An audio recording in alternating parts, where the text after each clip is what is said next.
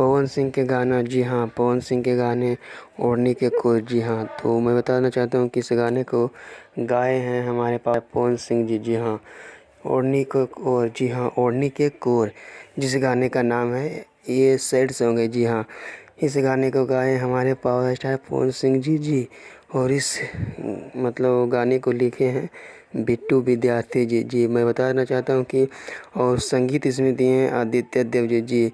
और इस गाने का ओढ़नी के कोर मतलब एक पवन सिंह का जो भी गाना आता है, मतलब उनका गाना एक अलग लेवल का होता है, जी।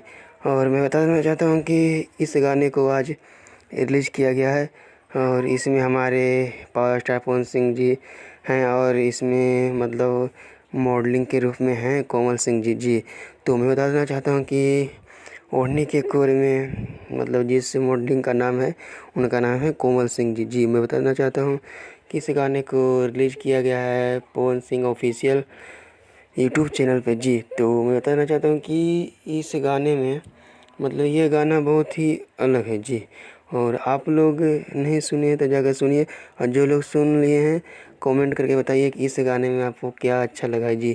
तो चलिए इस आप लोग को ये वीडियो कैसा लगा, तो चलिए मिलते हैं नेक्स्ट वीडियो। और हाँ, चैनल को सब्सक्राइब कर लीजिए, चैनल पर पहली बार आए हैं तो सब्सक्राइब कर लीजिए। और